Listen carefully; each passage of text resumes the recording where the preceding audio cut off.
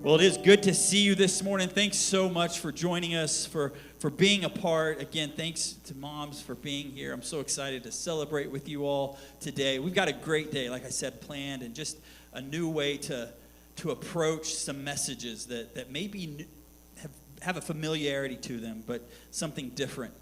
I just want to make a quick announcement about one thing. Next week, we are launching a new series called Crossroads. And maybe you're at a point in your life where you don't know which way to go. You're at a decision marker, and you're like, what do I do? And I'm not sure which path to take. And if you feel like your life is at a crossroads, then this is a perfect series for you, because we're going to look at a guy in the Old Testament that we have actually more in common than we sometimes think. We don't see it always, but we do. We have more in common with this man in the Old Testament. And so I want to invite you back next Sunday for Crossroads and look how his story and ours are so parallel when it comes to making the decisions in life that we often come to. Well, this morning we're wrapping up our Unexpected, and it's called Shake It Off. And much to my daughter's dismay, we are not singing a Taylor Swift song. Even though she tried hard to get me to let us sing that, we are not singing Taylor Swift. But I want to know, have you ever failed so greatly that you thought you could never come back from it? Anybody resonate with that? Perhaps it was something that you said. And as the words are coming out of your mouth, you're like reaching out, trying to grab them and shove them back in, right? Like you're saying it and you're like, I should not be saying this, but the words won't stop. They just keep flowing. Maybe it was a moment of weakness or a regretful decision, and the shame of that moment still lingers over you. Let me encourage you. You're not alone. You're not the only one who has failed miserably and thought you couldn't come back. There was a young man once who was full of dreams, and he had creative ideas and bold ambition. And he truly believed that he had something incredible to offer the world. Except one day his boss called him into his office and fired him and told him he wasn't good enough, that he lacked imagination, that he didn't have any creative ideas. Can you imagine? A man who would go on to build a world of wonder was told he wasn't creative enough. But he didn't quit. He started his own company and he poured everything he had into it. But in 2 years, it went bankrupt. And he lost it all. At one point, he was literally sleeping in his office and eating scraps from the diner across the way to get by. And most people would have walked away. The failure was too great. They would say, well, you've tried, but you haven't done it, so you might as well just quit and give up. But he didn't. In that season of failure, in that season of obscurity, he picked up a pencil and he made a small sketch on a napkin. And that sketch would go on to become one of the most recognizable images in the world. The drawing, a mouse named Mickey. The man, Walt Disney. The world looked at his life and all they saw was failure. But he kept showing up. And in doing so, he discovered that sometimes your greatest purpose is born out of your deepest disappointment. And you know what that tells me? Is our failures don't have to be final. We can shake them off. Because it just might be the place where your comeback story begins. And we've seen that in this series called Unexpected, where over and over again we've seen how God is doing something unexpected in the lives of those who encountered him after the resurrection. In week 1, we discovered that God is making things beautiful again, even in seasons of brokenness. In week 2, we watched how Jesus met us in our doubt. When we couldn't see clearly because of the fog of doubt. And he doesn't shame us for our questions. He actually invites us to see more clearly by asking them. And then last week, we walked with 2 broken-hearted disciples and saw that Jesus shows up on the path. on the road of disappointment, and he walks us back to hope. And so this morning, we're stepping in this final message, we're stepping into the life of someone who didn't just experience failure, he was living in it. And it's a man named Peter. He failed Jesus publicly. He denied him painfully, and he thought it was the end. But what's beautiful is that Jesus didn't cancel him. He made him breakfast. And that's what grace does. That grace that we were just singing about. It gives us a way forward even when we don't know and we think that the story is over. Grace makes a new way. And if you only take one thing away from this message, I want it to be this. Your failure isn't the end of the story. Your failure isn't the end of the story because Jesus is already making you breakfast and inviting you back to the table. He's spread out a table and saying, hey, come and sit with me here. So before we dive into our passage this morning, we're going to spend the time. We need to go back to another moment when Peter had made a big promise to God. And he said, even if everyone else falls away, I'm not going to do it. But then the pressure came, and Peter denied Jesus 3 times. And then Jesus dies, and Peter doesn't get a chance to make it right. Now, fast forward to John 21, and Jesus has risen, and he's already appeared to the disciples twice in the upper room. And there's some unfinished business between him and Peter, and it hasn't been spoken about yet. But it's there. It's lingering in the conversations. It's lingering in Peter's mind, I'm sure. But there's this failure moment. And so what does Peter do? He goes back to what's comfortable, like so many of us. When we fail and we don't think there's a way forward, we retreat to what feels comfortable and safe. He goes back to what's familiar. He goes fishing. And so let's read our passage found in John 21, starting at verse 9. And this is what it says. When they landed, they saw a fire burning coals with fish on it and some bread. Jesus said to them, bring some of the fish you have just caught. So Simon Peter climbed back into the boat. He had jumped out. He had gone swimming when he realized it was Jesus on the shore and left all the guys to do the work. He's done this now twice. So he climbs back in the boat and dragged the net ashore. It was full of large fish. 153, but even with so many, the nets were not torn. Jesus said to them, come and have breakfast. None of the disciples dared ask him, who are you? For they knew that it was the Lord. Jesus came and took the bread and gave it to them, and he did the same with the fish. This was now the 3rd time Jesus appeared to the disciples after he was raised from the dead. When they had finished eating, Jesus said to Simon Peter, Simon, son of John, do you love me more than these? Yes, Lord, he said. You know that I love you. Jesus said, feed my lambs. Again, Jesus said, Simon, son of John, do you love me? And he answered, yes, Lord, you know that I love you. Jesus said, take care of my sheep.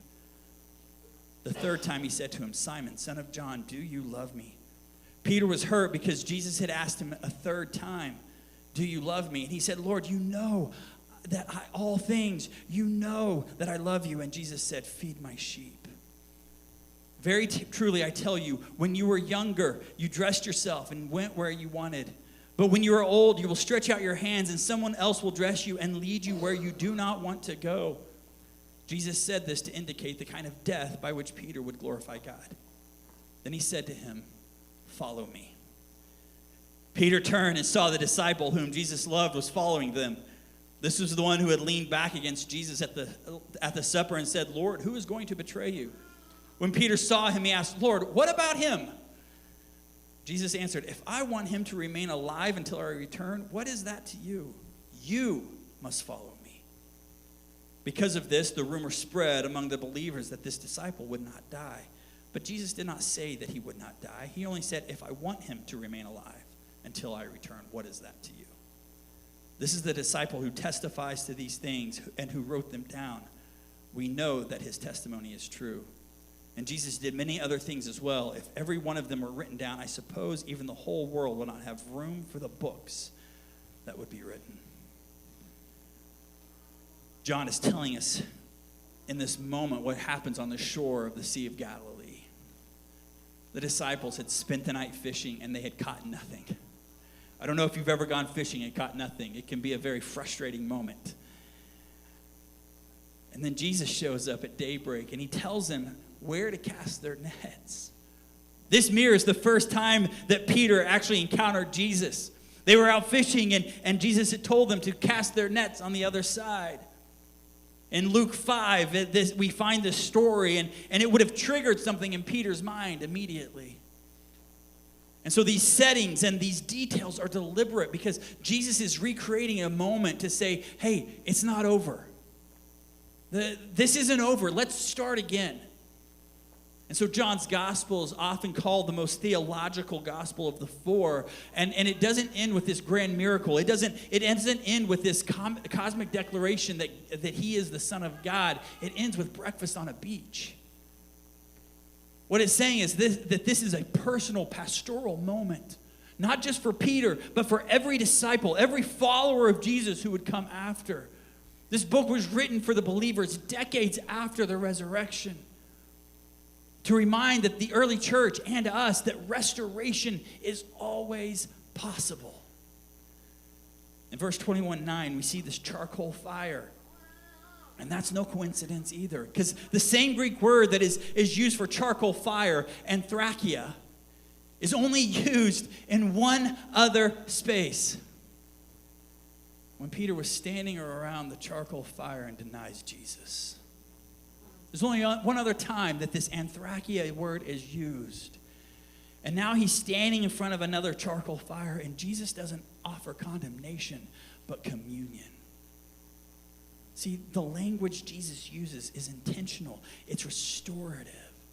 And he's asking these three questions, mirroring the three denials, giving Peter a renewed call to feed my sheep. See, the past isn't being erased, it's being redeemed. And that's where some of us are today. We're there and we're in this moment of failure, and what we need is not punishment or performance, but we need presence. And Jesus is waiting on the shore, not to remind you of what you did wrong, but to remind you of who you still are.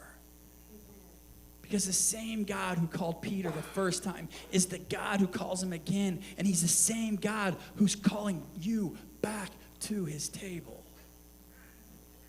And it's beautiful because Jesus meets us in our mess. When they landed, they saw fire of burning coals with fish and some bread. Remember the last time Peter had stood around a fire, he was denying the one who was making him breakfast. And so this fire had become a place of failure. It had become a place of shame. And now here's Jesus with another charcoal fire. But he's not pointing fingers. He's making breakfast. And that's the beauty of how Jesus works. He takes us back, not to humiliate us, but to heal us. If Jesus hadn't brought Peter back to the fire, back to this place where he had denied him every time Peter had smelled smoke or seen a fire burning, it would have been a trigger that he had denied his Lord. It would have been a painful reminder of what his greatest failure was in this life. And so now this fire becomes a setting for grace. He had already seen Jesus twice. But Jesus waited for this moment. He didn't call and restore Peter at the first appearance. He didn't call Peter at the second appearance. Why? Because sometimes healing requires we revisit the place where the wound occurred. Not so we can rub salt in it, but so we can have it restored. We have to go back to the place where the wound happened, where the failure was great, where the shame was introduced. And Jesus doesn't start with a confrontation. He begins with breakfast, with presence and an invitation to say, hey, come and eat. Come and eat. Ladies and gentlemen, this is the heart of God. To meet us where we are, not where we pretend to be. He wants to meet us in our mess, in our guilt, in our regret, because Jesus shows up and he makes space for us in that condition. You may think, oh, I've got to clean myself up. I've got to fix what's broken. That Jesus will then take me back if everything is good. But in this moment on the beach, it tells us that Jesus isn't waiting for our perfection. He's offering us presence. The truth is, Jesus meets us where we are, not where we pretend to be. And then he welcomes us even when we're carrying that shame on our back. But Jesus isn't interested in just stopping at presence. He doesn't just sit in the memory of failure. He replaces it. The charcoal fire was once a setting of Peter's greatest regret. Now it's becoming a scene of his greatest redemption. Because restoration isn't forgetting what happened. It's about rewriting what it means. And that's what Jesus is about to do. Which is why grace always comes before an assignment is given. Grace always speaks before an assignment is given to us. When breakfast is over, Jesus turns to Peter and he begins a conversation to heal what's been broken in his heart and in his mind. He wants to bring restoration. And he says, Simon, son of John. Notice, Jesus called him by his old name, Simon, not Peter. Jesus had given him the name Peter, which means rock. But they have to go back. Why? Because restoration starts at the beginning. Stripping away everything that was so you can get back to what is. Jesus is not ignoring Peter's failure. He's acknowledging it, but he's doing it with grace. So 3 times, Jesus asks Peter, do you love me? And this isn't a coincidence either. It's mirroring the 3 times that Peter had denied Jesus. But instead of rubbing it in, Jesus uses the repetition to reverse the damage. He's trying to bring restoration. And for every denial, there is a new opportunity for Peter to declare his love of Jesus. For every failure, there's this moment of grace. And Jesus doesn't say, hey, why did you let me down? How could you? He just says, hey, do you love me? Because love is the foundation for restoration. And with each answer, Jesus gives Peter a new commission. Feed my lambs. Take care of my sheep. Feed my sheep. And so Peter isn't just forgiven. He's being trusted. He's being restored. He's given responsibility because grace doesn't stop with wiping the slate clean. It actually takes the pen and puts it back in your hand and says, let's keep writing. Maybe you've been living under this weight of failure.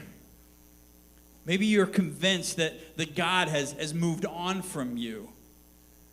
But this story proves something else.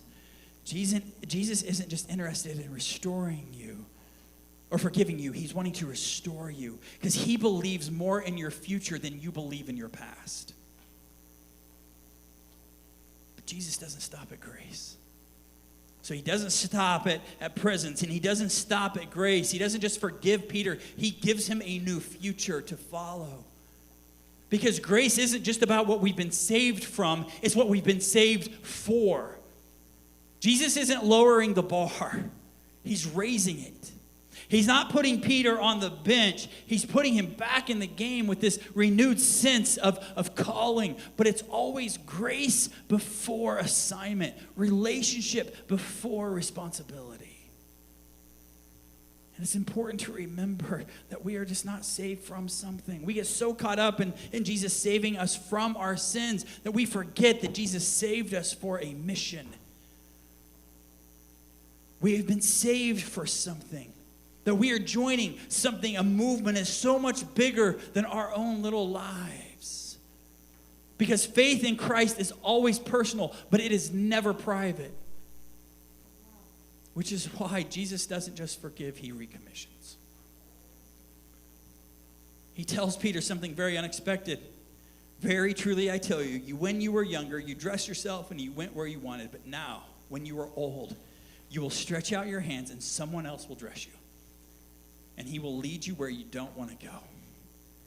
This is a powerful reminder because it's a prophecy about Peter's future. That it will be a life of faithfulness up to the point of death. And the one who had denied Jesus out of fear will one day follow him all the way to the martyr's cross and pay the ultimate price. So it's not punishment, it's a promise saying, you are going to be faithful. You failed me once, but don't worry, I know you're not going to fail again. You will follow through. And then he says these familiar words, follow me. The same invitation he had given Peter 3.5 years earlier is the same invitation that he is giving now. But it's deeper, it's weightier, because Peter knows what it means. He's been through the fire, and Jesus is still calling him. And that's what grace does. It doesn't just clean up the past. It commissions us into the future. Jesus isn't saying, hey, let's pretend that never happened. He's just saying, hey, let's move forward together. And so Jesus reinstates Peter not simply as a follower, but he calls him a leader. Because Peter would go on to become one of the pillars of the church. He would become the preacher at Pentecost, a shepherd of God's people, a faithful witness to the very end as he is hanging upside down on a cross. So what does this mean for us? It means that your failure doesn't erase your future. Sometimes your greatest ministry is going to come out of your greatest mistake. And because Jesus doesn't recruit the perfect, he restores the willing. Jesus doesn't just forgive you, he recommissions you. He's giving you a fresh start, and he's inviting you back into purpose. That's what he's doing.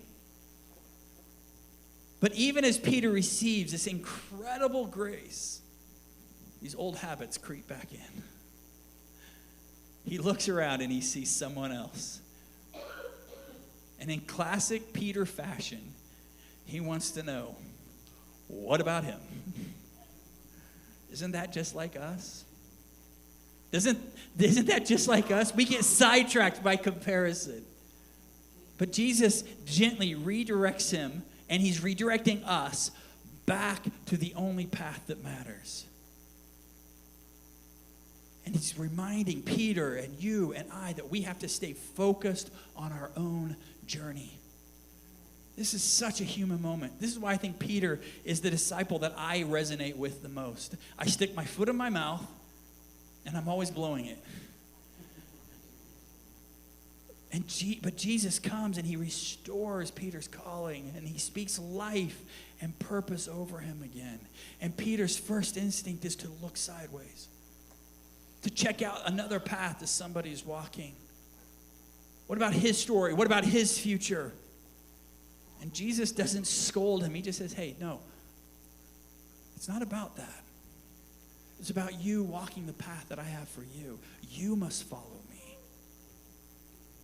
Even after a restoration, it is so easy to get off target, to get distracted because we compare our journey to someone else's. We wonder why their road looks smoother than ours, why their journey or their story looks and sounds better than ours. But Jesus is calling each one of us uniquely.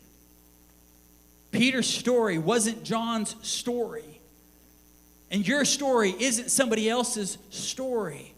It won't look like it, and it shouldn't. But when we compare, we lose focus. We dilute our calling by chasing someone else's path. But grace is personal, and purpose is personal. And Jesus wants our eyes fixed on him, not on the lane beside us. So maybe you're tempted to measure your healing by someone else's highlight reel. Maybe you're looking around and you're thinking, I'll never get to the place they are. But Jesus isn't asking you to be them. He's asking you to follow him. And while grace is personal, we have to stop measuring our healing by someone else's story. We have to stay focused on our journey and let Jesus be the author of our next step. So what does this mean? What does this mean for us today? Well, if Jesus can restore Peter, he can restore you too. If Jesus can take a charcoal fire of failure and turn it into a breakfast of grace, he can redeem your lowest moment, your greatest failure too. So what if Jesus is already inviting you back to the table? Where you think, my failure has disqualified me, Jesus is saying, hey, let's have breakfast. You may be stuck in shame, and Jesus says, hey, do you love me? Let's move forward. You may think it's over, and Jesus says, hey, follow me. And here's the thing. He's not just saying that to Peter, he's saying it to us. Right here and right now. The question isn't, is Jesus inviting me back? The question is, how am I going to respond? And if we are going to say yes, then we're going to have to get practical in what we do. And here are some of those steps that you can take to come back to the table, to say yes to his invitation. First, name the failure you haven't forgiven yourself for. Because we all have it.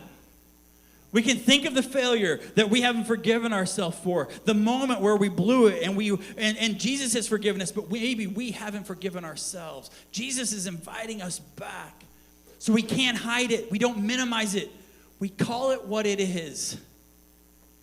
Because naming it brings it into the light. And that's where healing begins. Not in the darkness, not in the shadows, but in the light. And then we accept the invitation to return. He's offering us an invitation to sit at a table. So let him offer you breakfast. Because Jesus isn't waiting for you to clean yourself up. He's not waiting for you to get perfect. His first move is presence, not punishment. So accept his grace and sit with him. Because restoration starts in relationship. And then just say yes. Not to perfection, but simply walking with Jesus. Here's the thing. It's not about being flawless in our perfection. It's not about being flawless in our performance. We're simply called to follow. To say yes again or for the first time. Not because we have it all together, but because he does. And so whatever your story, whatever your past, Jesus is already on the shore and he's making you breakfast. And he's ready to meet you with grace, ready to meet you where you are and walk with you into what's next. And so we have to move from denial to discipleship. I'm going to invite the team to join me on stage. And as they come, I want to remind you, Peter didn't earn his way back. He simply accepted the invitation. He sat with the fire. He sat with the fish, the gentle questions. All of it was Jesus saying, I still love you. I still want you. Let's begin again. And so maybe today that's the invitation you need to hear. You've been sitting in silence and you're carrying regret. You're feeling like your chance has passed. But here's the beautiful thing about grace. It's there no matter what. And Jesus doesn't come to us with a scorecard. He meets us with a plate of food. He says, hey, let's sit and talk. He meets us with presence. He meets us with love. Because he's not asking us to fix it all. He simply wants us to sit with him, to hear his voice, to be reminded of our calling, to be reminded of our value, to be reminded of our purpose. So what now? I'm going to invite you to take a step towards restoration. What if this week is your moment to return to the fire? Will you stop running from your shame? Will you accept the grace that Jesus has offered you? Will you start to follow again? Because Jesus is in the habit and in the business of meeting people on the beach. He's still making breakfast. He's still calling hearts back to a table. And so we have to remember, we are not our failure. We are not disqualified. We are loved and we are called. And it's time